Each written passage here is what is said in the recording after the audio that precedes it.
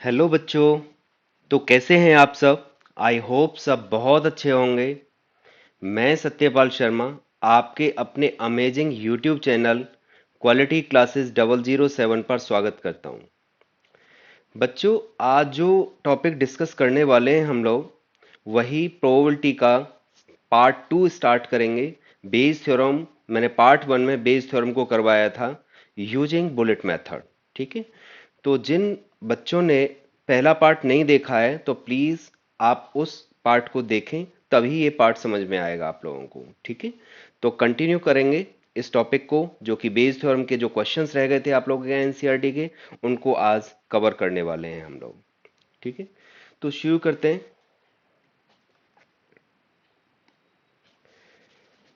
ये आपकी एक्सरसाइज का वो एट्थ क्वेश्चन है, एक्सरसाइज 13.3 का एट्थ क्वेश्चन। क्वेश्चन दे रखा है बच्चों, a factory has two machines, A and B. Past record shows that machine A produced 60% of items of output and machine B produced 40% of the items.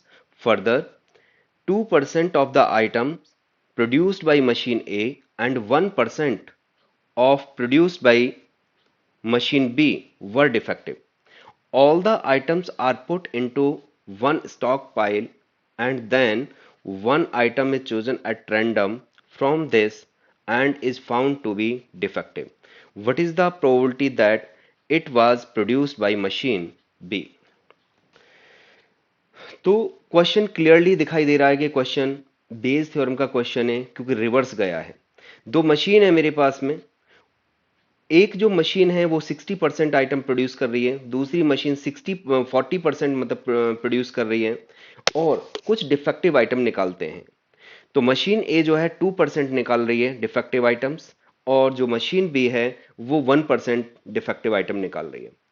तो एक ढेर में से एक आइटम निकाला गया और वो पता चला कि वो डिफेक्टिव आइटम है। तो उस डिफेक्टिव आइटम के मशीन बी से आने की प्रोबेबिलिटी बताइए। ठीक है। तो रिवर्स गया है, यानी पहले मशीन पे बात हुई, ठीक है, उसके बाद में डिफेक्टिव आइटम की बात हुई। फिर डिफेक्टिव आइटम कहां से आना चाहिए हमारे पास में?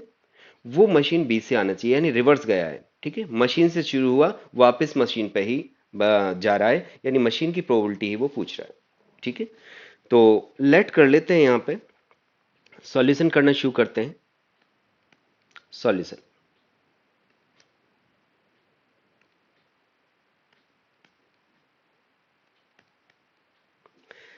लेट कर लेते हैं, यहां पे E1 is equal to the event that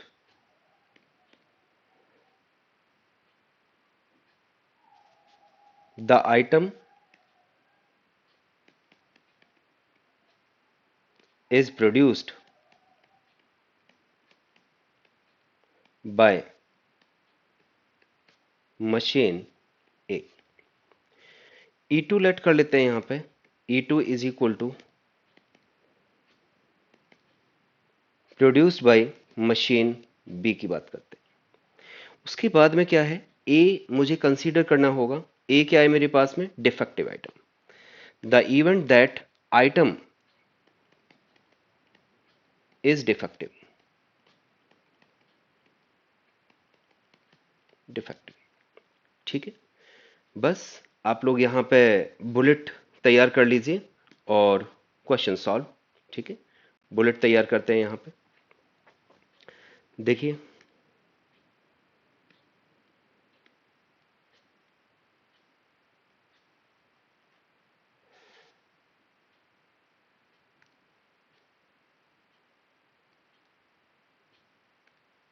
यहां पे पी ई वन कितना हो जाएगा? P E one is equal to 60%। तो प्रोबेबिलिटी निकालने की जरूरत ही नहीं है, तो 60% का मतलब कितना हो गया? 60/100। यहां पे पी ई टू कितना हो जाएगा हमारे पास में? 40। 40% का मतलब 40/100। जीरो से जीरो कैंसिल हो गया, यहाँ पे जीरो से जीरो, तो कितना आ गया मेरे पास में? 6/10। और यहाँ पे 4/10 आ गया। ठीक है। तो मैंने आगे सिंप्लीफिकेशन के लिए मना किया था, मैंने कहा कि कैलकुलेट करने में आसानी रहेगी, एलसीएम लेने में आसानी रहेगी हमें, ठीक है। उसके बाद में क्या आ रहा है हमारे पास में, यहाँ पे P A by E one, P A by E one कितना हो जाएगा, ये 2% डिफेक्टिव आइटम निकाल रही है, तो 2 अपॉन में 100। यहाँ पे P A by E two क्या है हमारे पास, P A by E two is equal to 1% का मतलब 1/100, ठीक है। अब रिक्वायर्ड प्रोबेबिलिटी की बात कर लेते हैं यहाँ पे, तो रिक्वायर्ड प्रोबेबिलिटी क्या हो जाएगी मेरे पास में, R P is equal to, मैंने कहा था कि फॉर्मूला भी हम खुद ही तैयार करेंगे। प्रोबेबिलिटी क्या हो रही है हमारे पास में, यहाँ पे मशीन बी की प्रोबेबिलिटी पूछ रहा है, ठीक है। तो मशीन बी देखिए कहाँ पे हमारे पास में, मशीन बी मेरे पास में ये रहा, ठीक है। मशीन बी मेरे पास में ये रही, यानी ई टू जो है मेरे पास में, वो जो डिफेक्टिव आइटम जो हमने आइटम लिया था, जो सेलेक्ट किया था, वो सेलेक्ट कर रही थी, तो प्रोड्यूस कर रही थी, तो वो मशीन हमारे पास में बी थी और उसको मैंने ई टू कहा था, ठीक है।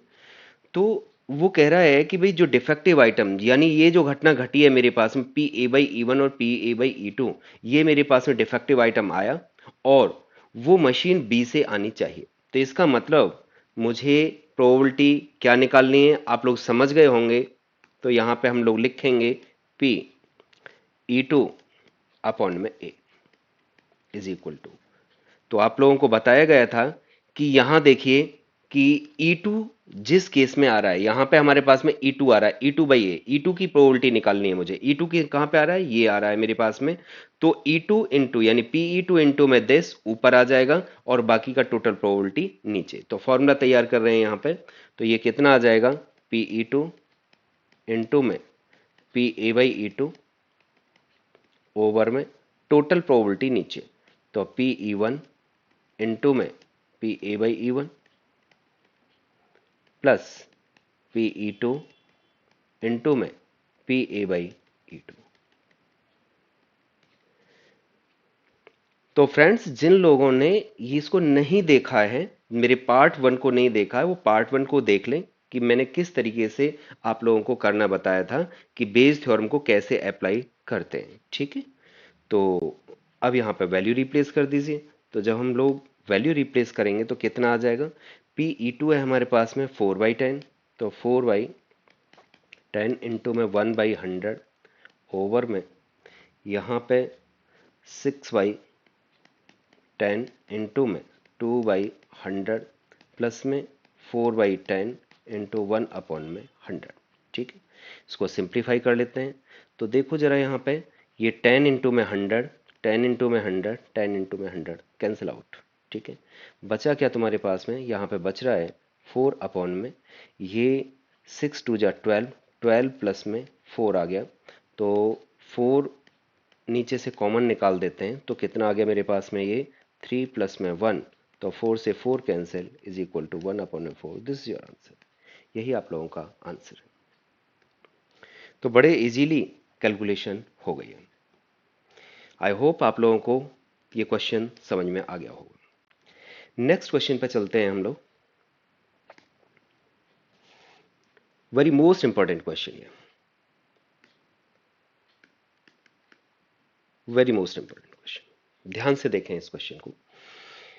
क्वेश्चन दे रखा है हमारे पास में, suppose a girl throws a die, if she gets a 5 और 6 she tosses a coin 3 times. एक लड़की एक डाई को थ्रो करती है, अगर उस पर 5 या 6 आया तो वो एक कॉइन को 3 बार टॉस करेगी and notes the number of heads, और नंबर ऑफ हेड्स जो है नोट किए जाते हैं। If she gets 1 2 3 4 she tosses a coin once, एक बार कॉइन को टॉस किया जाएगा अगर 1 2 3 4 आता है तो। वेदर अ हेड और टेल इज ऑब्टेन्ड, चाहे हेड आए चाहे टेल आए, ठीक है, तो एक ही बार टॉस किया जाएगा। If she obtained exactly 1 head, वो कह रहा है कि भाई अगर हमारे पास में लड़की ने डाई को थ्रो किया और एग्जैक्टली 1 हेड आ गया, एग्जैक्टली 1 हेड आया, what is the probability that she threw 1 2 3 और 4 विद द डाई, ठीक है। तो पहले मैं बुलेट तैयार करके आप लोगों को बता देता हूं कि यहां पर दो घटनाएं घट रही हैं, ठीक है। कौन कौन सी घटनाएं घट रही हैं, एक तो हमारे पास में E1 है और एक मेरे पास में E2 है। यही हम लोग बार बार करते आ रहे हैं। यहां पे PA/E1 और यहां पे PA/E2। तो ये E1 E2 है क्या चीज? E1 पहला काम क्या हो रहा है, डाई थ्रो हो रही है। डाई थ्रो पे जब वो उसने की तो या तो 5 6 आएगा या 1 2 3 4 आएगा। ठीक है, तो दो केस हो गए मेरे पास में। तो E1 E2 हम लोग लेट कर लेते हैं यहां पे कि let E1 is equal to getting the event getting 5 और 6, 5 और 6 ऑन अ डाई। E2 क्या हो जाएगा हमारे पास में? E2 is equal to getting 1 2 3 और 4 ऑन ए डाई। ठीक है, और A क्या होगा हमारे पास में? A is equal to getting head getting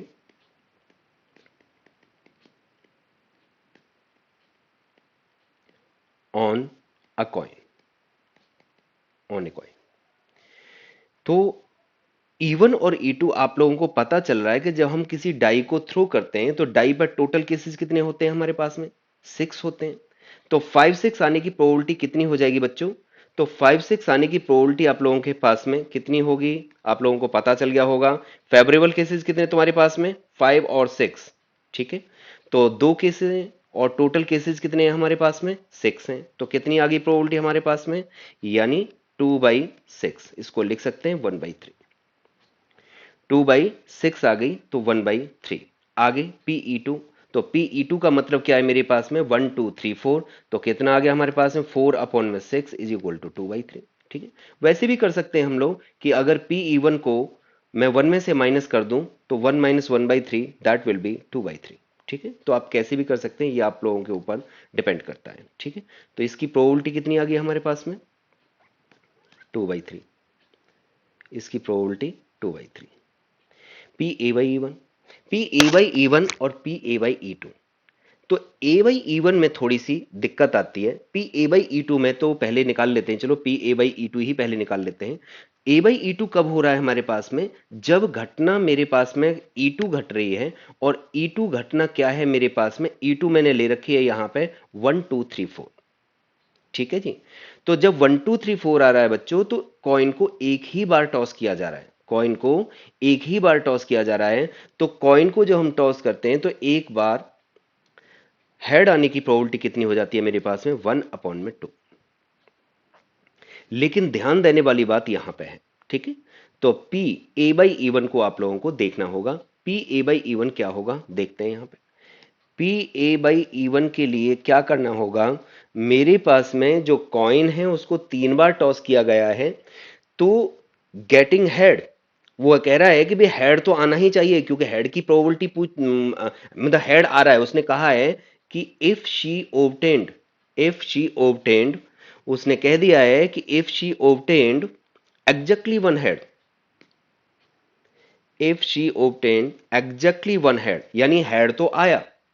ठीक है, तो कितनी बार आ रहा है? एक बार आ रहा है, एग्जैक्टली वन टाइम आ रहा है। ठीक है, तो कैसे कैसे क्या क्या पॉसिबिलिटी है हमारे पास में, वो हम लोग देख लेते हैं। हो सकता है कि पहली बार में हेड आया, बाकी के सेकंड और जो थर्ड टॉस हो रहा है उसमें हमारे पास में टेल टेल आ गया। ठीक है, तो एक पॉसिबिलिटी तो हमारे पास में ये है कि क्या हो सकता है हमारे पास में, ये बन जाए यहां पे PHTT, या क्या हो सकता है हमारे पास में PTHT, या ये केस हो सकता है। और क्या हो सकता है मेरे पास में? PTTH। ये पॉसिबिलिटी है हमारे पास में। ठीक है ना, या तो पहली बार में हेड आ गया, पहली बार में हेड आया तो दूसरे और तीसरी बार में टेल आना चाहिए। ठीक है, क्योंकि एग्जैक्टली वन हेड की बात करी है। ठीक है, कोई बच्चा ये ना सोचे कि भाई दूसरी बार में भी हेड आ सकता है, वो आ सकता है, कोई दिक्कत नहीं है। लेकिन उसने क्वेश्चन में कहा है कि एग्जैक्टली वन हेड की बात कर रहा है वो। ठीक है ना, तो हमें सिर्फ एक हेड चाहिए। तो एक हेड आने की जो घटना है वो कौन सी हो सकती है हमारे पास में? यानी यही हो सकती है HTT। ये दूसरा केस क्या बन सकता है हमारे पास में? THT, tail head tail. तीसरा केस क्या हो सकता है मेरे पास में? Tail tail head. ठीक है। तो किसी भी घटना का किसी मतलब पहली घटना का किसी दूसरी घटना का पहली घटना से कोई लेना देना नहीं है। तो इसका मतलब क्या हुआ कि इसकी प्रोबेबिलिटी कितनी हो जाएगी हमारे पास में, इसकी प्रोबेबिलिटी बनेगी, यानी मैं इसको लिख सकता हूं पी एच इंटू में पी टी इंटू में पी टी इंटू में पी टी। ठीक है। तो पी एच कितना हो जाएगा 1/2 इंटू 1/2 इंटू में 1/2। ठीक है। तो 1/8। सेम केस यहां पे हो जाएगा बच्चों, यहां पे करेंगे तो कितना आ जाएगा मेरे पास में 1/2 इंटू 1/2 इंटू 1/2, तो ये भी 1/8 हो जाएगा। सेम केस यहां पे हो जाएगा मेरे पास में 1/2 इंटू 1/2 इंटू में 1/2, कितना आ गया हमारे पास में 1/8। तो ये इन तीनों के बीच में या तो घटना ये घटेगी या घटना ये घटेगी या घटना ये घटेगी। इसका मतलब क्या हुआ कि और लगा हुआ है, और का मतलब क्या होता है, एडिशन थ्योरम यूज होगी हमारे पास में। ठीक है ना। तो इसका मतलब इस घटना के होने की प्रोबेबिलिटी कितनी है 1/8। तो कितना आ जाएगा हमारे पास में, यहां पे लिखेंगे 1/8 प्लस 1/8 प्लस 1/8। आई होप आप लोगों को ये चीज समझ में आ गई होगी। ठीक है। तो आगे बढ़ते हैं। यही सबसे बड़ा फैक्टर है इसमें कि ये P A by E one में बच्चों को कंफ्यूजन होती है। तो P A by E one कितना निकल के आया हमारे पास में 3/8 आ गया है। ठीक है। तो यहां पे लिख देते हैं 3/8। रिक्वायर्ड प्रोबेबिलिटी निकाल लेते हैं। तो रिक्वायर्ड प्रोबेबिलिटी कितनी हो जाएगी हमारे पास में, required probability is equal to, formula तैयार करते हैं, कौन सा चाहिए मुझे, यानी 1 2 3 और 4। तो 1 2 3 4 कहां पे है मेरे पास में, यानी 1 2 3 4 मेरे पास में E2 में है। तो E2 अपॉन में कितना लाना है मुझे, E2 अपॉन में A is equal to, E2 किस में है हमारे पास में, ये रहा। तो दिस इनटू दिस, इन दोनों का प्रोडक्ट ऊपर और बाकी का टोटल नीचे। ठीक है। इन दोनों का प्रोडक्ट ऊपर, यानी पी ई टू इंटू में P A by E two, ये ऊपर आ जाएगा। तो यहां पे लिख देते हैं हम लोग, कितना आया पी ई टू इंटू में P A by E two upon में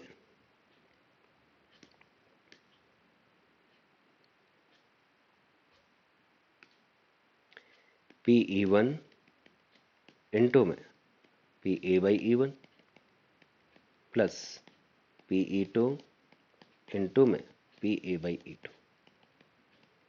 ये वैल्यू रिप्लेस कर देते हैं यहाँ पे। तो कितना आ जाएगा जब वैल्यू रिप्लेस करेंगे, तो पी ई टू कितना है हमारे पास 2/3 इंटू में 1/2 ओवर में 1/3 इंटू में 3/8 प्लस में 2/3 इंटू में 1/2। तो कुछ कैंसिल होता है तो कैंसिल कर लेते हैं, बाकी का सिंप्लीफिकेशन कर देते हैं इसकी।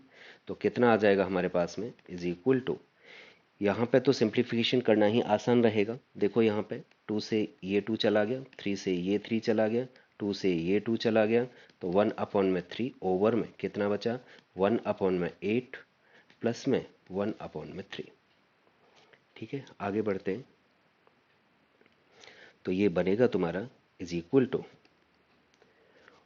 1/3 ओवर में ये 11/24 इज इक्वल टू कितना 1/3 इंटू में 24 अपॉन में 11 इज इक्वल टू 3 से 8 टाइम्स, यानी 8/11। This is your answer. यही आप लोगों का आंसर हो जाएगा। आई होप आप लोगों को ये क्वेश्चन समझ में आ गया होगा। नेक्स्ट क्वेश्चन पे चलते हैं बच्चों। नेक्स्ट क्वेश्चन भी very most important. Next question जो दे रखा है आप लोगों को, अ card from A pack of 52 cards is lost from the remaining cards of the pack, 2 cards are drawn and are found to be both diamonds. Find the probability of the lost card being a diamond card. तो हमारे पास में 52 cards हैं, उसमें से एक card खो गया, लॉस्ट हो गया। उसके बाद में 2 कार्ड निकाले गए हैं। ठीक है। और वो दोनों कार्ड कैसे निकाले गए? Found to be both diamonds. दोनों के दोनों कैसे आए? डायमंड कार्ड्स आए।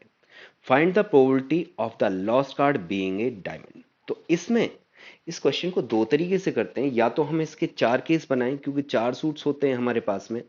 जो लॉस्ट कार्ड है may be of diamond, heart, club and spade, ठीक है, किसी का भी हो सकता है। या मैं इसको थोड़ा सा इजी वे में सॉल्व करना शुरू कर दूं। कैसे? जो लॉस्ट कार्ड है may be of diamond card और नॉट डायमंड कार्ड, ठीक है। तो या तो वो हमारे पास में डायमंड कार्ड होगा या डायमंड कार्ड नहीं होगा, ठीक है। तो हम स्पेड क्लब को इंक्लूड नहीं करते, मतलब डायरेक्टली इंक्लूड नहीं करें, इनडायरेक्टली इंक्लूड हम लोग कर रहे हैं, ठीक है। तो यहां पे क्या है हमारे पास में, फिर से वही बुलेट तैयार कर लेते हैं कि यहां पे दो घटनाएं हमारे पास में घट रही हैं कि जो लॉस्ट कार्ड है हमारे पास में वो डायमंड कार्ड होगा या नहीं होगा, ठीक है। तो इसका मतलब क्या हुआ कि मैं यहां पे एक घटना E1 उसकी प्रोबेबिलिटी P1 लिख देता हूं, यहां पे दूसरा Pe2 इज इक्वल टू यहां पे Pa/E1 और यहां पे क्या आ जाएगा Pa/E2। तो आप लोगों को पता चल गया होगा इतना देखते ही कि भाई क्वेश्चन तो बेस थ्योरम का क्वेश्चन है, ठीक है, क्योंकि रिवर्स गया है। पहले लॉस्ट कार्ड लॉस्ट हुआ है, उसके बाद में दो कार्ड ड्रॉ किए गए हैं और वो दोनों कार्ड कैसे, मतलब जो फिर से वापस लॉस्ट कार्ड की बात उसने करी है, तो रिवर्स गया है हमारे पास में, ठीक है ना। सॉरी। तो शुरू करते हैं, लेट कर लेते हैं यहां से क्या कि ये मेरे पास में जो लॉस्ट कार्ड है वो क्या हो सकता है। तो late E1 is equal to the event that lost card is a diamond card. Diamond card. E2 क्या ले लेते हैं हम लोग? E2 is equal to the event that lost card is not a diamond card. A क्या ले लेते हैं हम लोग? A क्या है? ड्रॉइंग टू डायमंड कार्ड्स, ठीक है। The event that drawing two diamond cards, ठीक है। तो अब इनकी प्रोबेबिलिटी निकाल लेते हैं, ठीक है। तो आगे बढ़ते हैं। यहां पे हमारे पास में lost card is a diamond card, ठीक है। तो टोटल कार्ड्स कितने होते हैं हमारे पास में? 52 कार्ड्स होते हैं, उसमें से एक कार्ड खो गया। तो डायमंड कार्ड कितने होते हैं हमारे पास में? 13 डायमंड कार्ड्स होते हैं। जो फेवरेबल केसेज है वो कितने हमारे पास हैं? तो मैं क्या लिख सकता हूं इसको लिख सकता हूं बच्चों, यानी Pe1 जो निकल के आएगा मेरे पास में वो कितना निकल के आएगा? 13C1 अपॉन में 52C1, ठीक है, जो लॉस्ट कार्ड निकाल रहा हूं भाई। Pe2 कितना आ जाएगा हमारे पास में? Pe2 बनेगा, यानी या तो ऐसा करिए कि इसकी प्रोबेबिलिटी निकाल लीजिए, कितना आ गया मेरे में? 13 अपॉन में 52, ठीक है। कितना आ गया? 1 अपॉन में 4 आ गया। तो Pe2 कितना आ जाएगा मेरे पास में? 1 माइनस 1/4 इज इक्वल टू 3/4। या जो नॉन डायमंड कार्ड होंगे वो कितने होंगे मेरे पास में? 39 अपॉन में 52, तो 3 टाइम्स, ये हमारे पास में 13 से 4 टाइम्स। तो आप कैसे भी आप लोग इसको कर सकते हैं, ठीक है। तो मैं यहाँ पे इसकी प्रोबेबिलिटी लिख देता हूँ कि Pe1 कितना आया हमारे पास में? 1 अपॉन में 4, यानी 13/52। Pe1 is equal to 13 upon में 52 इज इक्वल टू 1 अपॉन में 4। ये कितना हो जाएगा? 1 माइनस 1/4 इज इक्वल टू 3/4, ठीक है जी। यहाँ पे Pa/E1 निकालेंगे तो Pa/E1 का मतलब क्या है? Pa/E1 ये घटना, यानी दो डायमंड कार्ड तब निकाले गए हैं जब घटना E1 पहले घट चुकी है। E1 घटने का मतलब क्या है हमारे पास में कि जो लॉस्ट कार्ड है हमारे पास में वो डायमंड कार्ड है। इसका मतलब क्या हुआ कि दोबारा से दो डायमंड कार्ड निकालने हैं मुझे, तो इसकी प्रोबेबिलिटी क्या होगी? इसका मतलब एक तो टोटल में से कम हो जाएगा, यानी एक तो 52 में से एक कार्ड कम हो गया तो कितना आ गया? 51 आ गया। एक कार्ड हमारे पास में डायमंड कार्ड में से कम हो गया, तो डायमंड कार्ड कितने होते हैं, 13 - 1 इज इक्वल टू 12। ठीक है, अब फेवरेबल केसेस कितने हैं मेरे पास में, ये मेरे पास में फेवरेबल केसेस हैं। ठीक है, तो इसी में से दो कार्ड निकाल सकता हूं, इसका मतलब 12C2 अपॉन में टोटल कितना हो गया मेरे पास में, 51C2। ठीक है, आई होप आप लोगों को समझ में आ गया होगा। ठीक है, टोटल में से मैंने यहां पे कम किया, टोटल कितने थे 52, 52 में से एक कम किया 51 आ गया। जो मेरे पास में डायमंड कार्ड होते हैं वो कितने होते हैं, 13 होते हैं। एक लॉस्ट कार्ड डायमंड कार्ड है, तो हमारे पास में 12 बचे हमारे पास।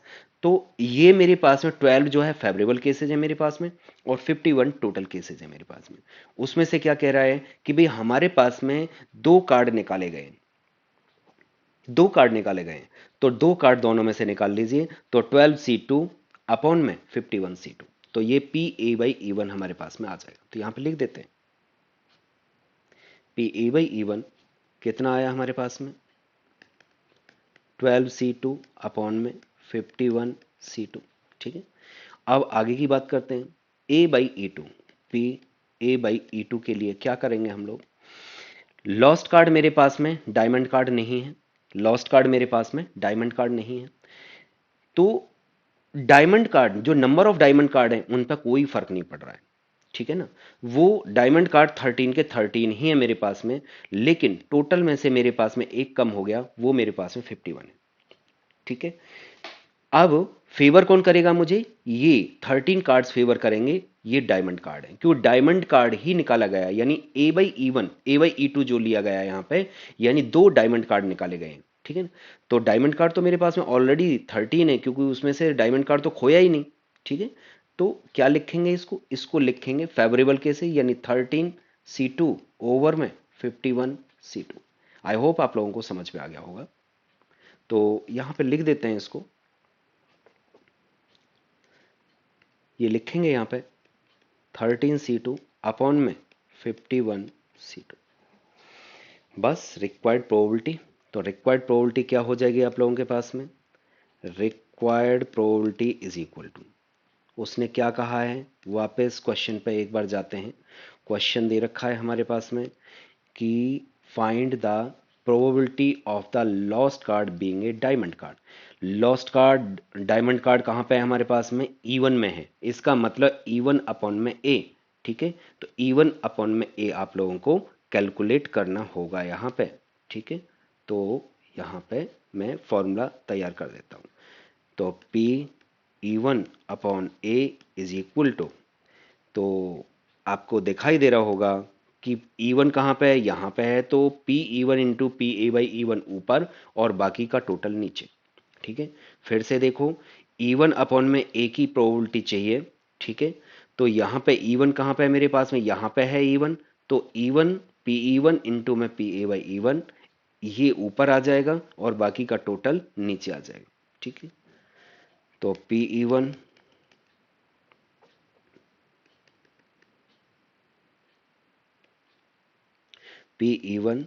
इंटू में PA/E1 ओवर में PE1 इंटू में PA/E1 प्लस PE2 इंटू में PA/E2 ये यहाँ पे वैल्यू रिप्लेस कर दीजिए इसकी, तो कितना निकल के आएगा हमारे पास में, ये जब वैल्यू यहाँ पर रिप्लेस करेंगे, ये दे रखा है 1/4, तो 1/4 इंटू में 12C2 ओवर में 51C2 ओवर 1/4 इंटू में 12C2 ओवर में 51C2 plus 3/4 into 13C2 over में 51C2। चेक कर लो जरा, क्या लिखूं अभी यहाँ पे, देखो ये 4 इंटू में 51C2 से ये कैंसिल हो गए, सब जगह से कैंसिल कर दो। ठीक है, बचा क्या तुम्हारे पास में, उसको लिख देते हैं, बचा क्या तुम्हारे पास में,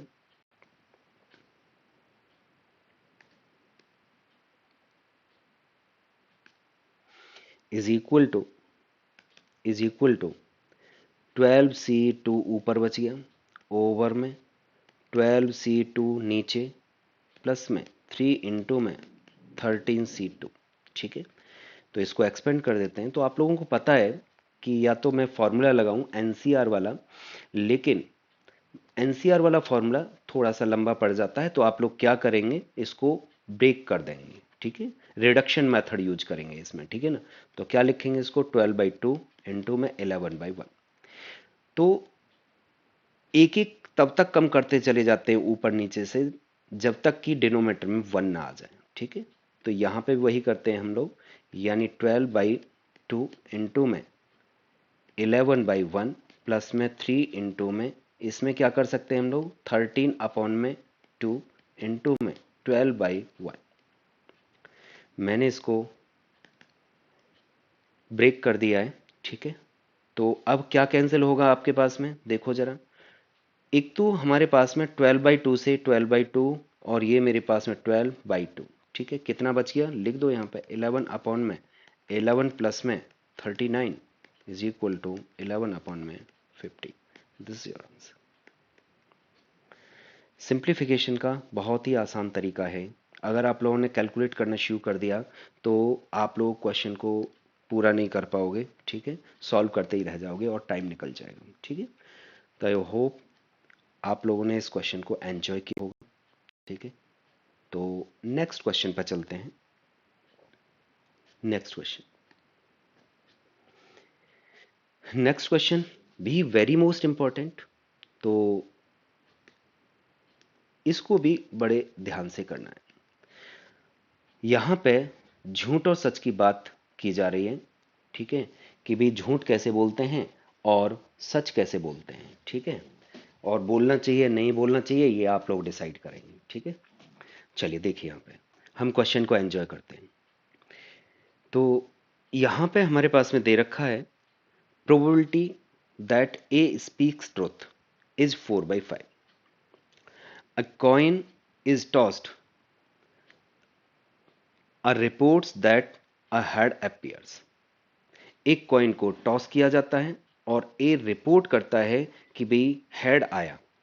the probability that actually there was head is, यहां पे इसकी प्रोबेबिलिटी आप लोगों को दे रखी है। ऑब्जेक्टिव टाइप क्वेश्चन है हमारे पास में, और आपकी एक्सरसाइज का क्वेश्चन नंबर 13 है। यानी अगर वो 4/5 का मतलब क्या है हमारे पास में, कि अगर वो 5 बार कोई स्टेटमेंट देता है तो 5 में से 4 बार वो सच बोलता है, ठीक है। तो लगता है ठीक बंदा है फिर भी, ठीक है। तो पूरा सच्चा तो नहीं लेकिन मतलब कुछ हद तक ये ठीक है। तो ए स्पीक्स ट्रूथ इज 4/5, ठीक है। अब आगे क्या हो रहा है हमारे पास में, कि द कॉइन इज टॉस्ड, एक कॉइन को टॉस किया गया और हेड वो रिपोर्ट करता है, उसने ये हेड आया है या नहीं आया वो हमें नहीं पता है, लेकिन वो रिपोर्ट करता है कि हेड अपीयर्स, ठीक है। तो ये सच भी हो सकता है, ये झूठ भी हो सकता है, ठीक है। अब कह रहा है कि the probability that actually there was head, ठीक है, वो वास्तव में ही हेड था, ठीक है। इसकी प्रोबेबिलिटी आप लोगों को बतानी है, ठीक है। तो इसका मतलब दो पॉसिबिलिटी है मेरे पास में। वो मतलब 6 आ रहा है तब रिपोर्ट कर रहा है, 6 नहीं आ रहा तब वो रिपोर्ट कर रहा है, लेकिन रिपोर्ट जो है वो हेड की ही कर रहा है, ठीक है। दोनों केस में एक बार सच बोल रहा है एक बार झूठ बोल रहा है, ठीक है। तो यहां पे लेट कर लेते हैं हम लोग, let E1 is equal to the event that head appears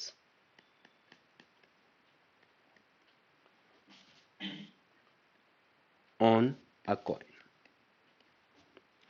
E2 क्या हो जाएगा मेरे पास में, दूसरी घटना कि भाई नहीं, तो क्या आ जाएगा मेरे पास में, does not appear on a coin, ठीक है। ए क्या है हमारे पास में, यहां पे ए में थोड़ी कंफ्यूजन होती है, तो जो बच्चे बोर्ड की तैयारी कर रहे हैं तो वो ध्यान से देखें कि वो ये स्टेटमेंट गलत लेते हैं, और जिस स्टेटमेंट मतलब स्टेटमेंट को गलत लेके जो हम सॉल्यूशन करते हैं वो मैच नहीं करता, ठीक है। क्योंकि आप स्टेटमेंट में आपके दिमाग में कुछ और चल रहा होता है, लिख कुछ और रहे होते हैं और सोच कुछ और रहे होते हैं, ठीक है, तो वो थोड़ी सी कंफ्यूजन रहती है। तो वो कह देते हैं कि ए को स्पीक्स ट्रुथ, ए स्पीक्स ट्रुथ। भाई ए स्पीक्स ट्रुथ थोड़ी ना है, ठीक है, वो तो रिपोर्ट कर रहा है। ठीक है, तो यहां पर लिख देंगे हम लोग A is equal to the event that A reports, A reports that it is it is a head. Sorry, six नहीं, मैं सिक्स बोल गया। एक क्वेश्चन सिक्स का भी है इसमें, तो वो भी आप लोग मतलब देख लीजिएगा, बिल्कुल इसी तरीके से होना है। ठीक है, reports that it is a head. ठीक है, इट इज ए हेड। ठीक है, तो वो रिपोर्ट कर रहा है जस्ट कि इट इज ए हेड। उसने वो सही है गलत है उसका हमें नहीं पता है। ठीक है, तो यहां पे एक बुलेट तैयार कर लेते हैं। तो बुलेट में क्या है हमारे पास, P A by A one P E one निकाल लेते हैं पहले। P A one is equal to, और पी ई टू निकाल लेते हैं। तो अब ये बताइए मुझे कि हेड आने की प्रोबेबिलिटी कितनी होगी हमारे पास में। Head appears on a coin, तो इसका मतलब 1/2। ये तो किसी को समझाने की जरूरत ही नहीं है, कोई बच्चा समझ जाएगा कि भाई हेड आने की या ना आने की प्रोबेबिलिटी क्या होगी। ठीक है, अब बात आती है हमारे पास में P A by E one की। ए बाई ई वन क्या हो जाएगा मेरे पास में, हेड आया, उसने सच बोला, तो उसकी प्रोबेबिलिटी कितनी है हमारे पास में, 4/5। ठीक है, हेड नहीं आया लेकिन फिर भी उसने बोला कि हेड आया, इसका मतलब झूठ बोला उसने, तो उसके झूठ बोलने की जो प्रोबेबिलिटी होगी P A by E two, ठीक है, is equal to 1 - 1/4 is equal to 1 -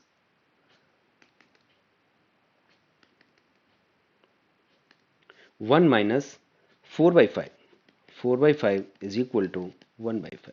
ठीक है, तो या तो हेड आया होगा या नहीं आया होगा हमारे पास में। ठीक है, तो उसने झूठ रिपोर्ट दी है, तो वो कितना है हमारे पास में, 1/5। ठीक है, आगे बढ़ते हैं। अब रिक्वायर्ड प्रोबेबिलिटी निकाल लेते हैं। तो रिक्वायर्ड प्रोबेबिलिटी क्या होगी हमारे पास में, फॉर्मूला तैयार करते हैं इसका। तो फॉर्मूला बनेगा हमारे पास में, required probability is equal to P. वो कह रहा है कि भाई एक्चुअली ये सिक्स, यानी वास्तव में सिक्स, सॉरी वास्तव में हेड था, इसकी प्रोबेबिलिटी बताइए। तो वास्तव में हेड कहां पे है हमारे पास में, यहां पे। इसका मतलब E1 हमारे पास में ऊपर आएगा, तो क्या लिखेंगे इसको, पी E1 अपॉन में ए इज इक्वल टू, तो E1 जिसमें आ रहा है यहां, ये पी E1 इंटू में ए बाई E1 ऊपर आएगा, और बाकी का टोटल प्रोबेबिलिटी नीचे। तो पी E1 इंटू में P A by E1 over में पी E1 इंटू में P A by E1 plus P E2 into P A by E2 is equal to, ये वैल्यू रिप्लेस कर देते हैं यहाँ पे, तो कितना आ जाएगा हमारे पास में, 1/2 इंटू में 4/5 ओवर में 1/2 इंटू में 4/5 प्लस में 1/2 इंटू में 1/5। ठीक है, तो देखो यहाँ पे 1/2 से ये 1/2 कैंसिल हो गया। ठीक है, और ये 5 5 5, तो कितना बचा तुम्हारे पास में, वो लिख देते हैं यहाँ पे। तो फाइनल रिजल्ट आया हमारे पास में 4 अपॉन में 4 प्लस में 1 इज इक्वल टू 4/5। तो रिजल्ट कितना आया हमारे पास में, ये 4/5। This is your answer. तो कौन सा ऑप्शन सही होगा, ये option A is the correct option, यही आप लोगों का करेक्ट ऑप्शन। नेक्स्ट क्वेश्चन पे चलते हैं बच्चों। यहाँ पे नेक्स्ट क्वेश्चन,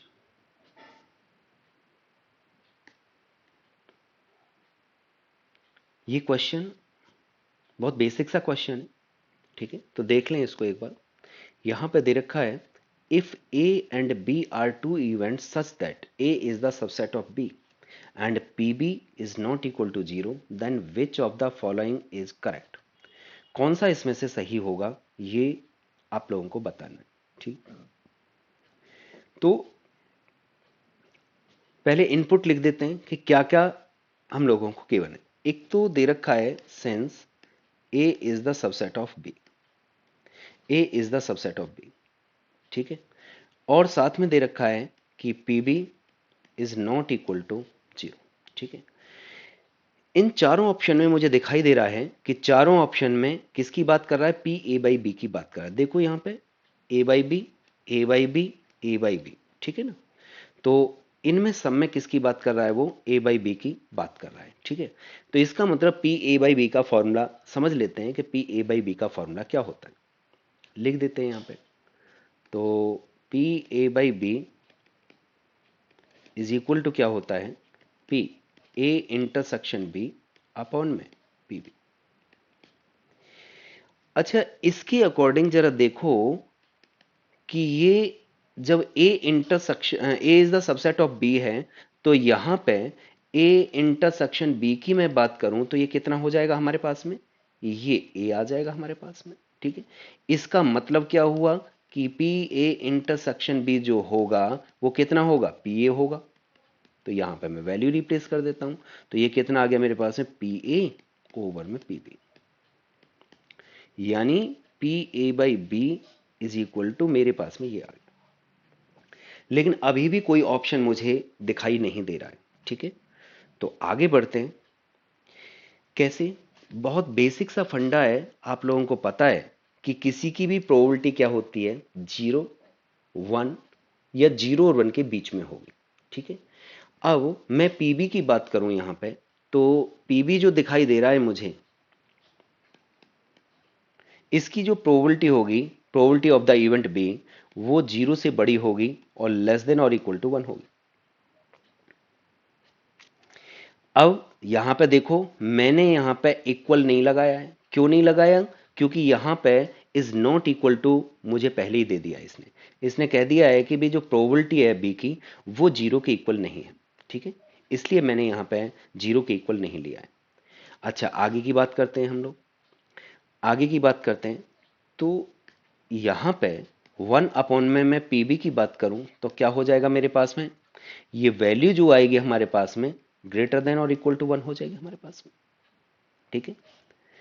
अब अगर मैं दोनों साइड पी ए से मल्टीप्लाई कर दूं तो इनइक्वलिटी पे कोई फर्क नहीं पड़ेगा। तो इसका मतलब मैं क्या लिख सकता हूं यहां पे, पी ए अपॉन में P B is greater than और इक्वल टू पी ए, क्योंकि पी ए मेरे पास में नेगेटिव तो हो नहीं सकता, तो इनइक्वलिटी रिवर्स होगी नहीं। तो हमारे पास में पी ए अपॉन में P B is greater than और इक्वल टू पी ए।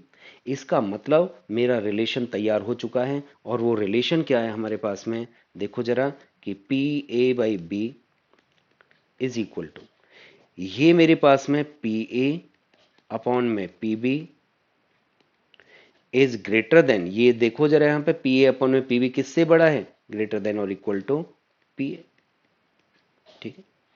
तो इसका मतलब क्या हुआ कि जब हमारे पास में ये पी ए अपॉन में पी बी बड़ा है पी ए से, और P A by B is equal to P A upon में पी बी है, तो क्या मैं ऐसा नहीं लिख सकता इसको कि पी ए अपॉन में बी इज ग्रेटर देन और इक्वल टू पी ए, ऐसा मैं बिल्कुल लिख सकता हूं।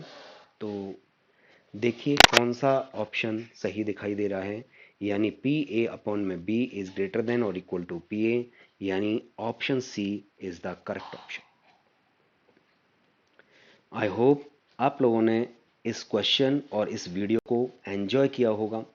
आप लोगों के बेस थ्योरम के सारे क्वेश्चंस ये इस एक्सरसाइज के हो चुके हैं। एक दो क्वेश्चन मैंने छोड़े हैं आप लोगों के लिए, ताकि आप लोग उनकी प्रैक्टिस कर सकें।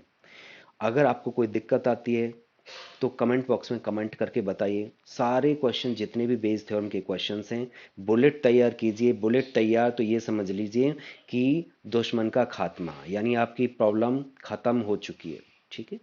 तो बुलेट बनाना सीख जाइए, फॉर्मूला अपने आप तैयार हो जाएगा, कोई फॉर्मूला याद करने की ज़रूरत नहीं पड़ेगी आप लोगों को, ठीक है। अगर आप लोगों को ये वीडियो पसंद आया हो तो लाइक शेयर एंड सब्सक्राइब करें, और मिलते हैं नेक्स्ट वीडियो में। Till then take care, bye bye.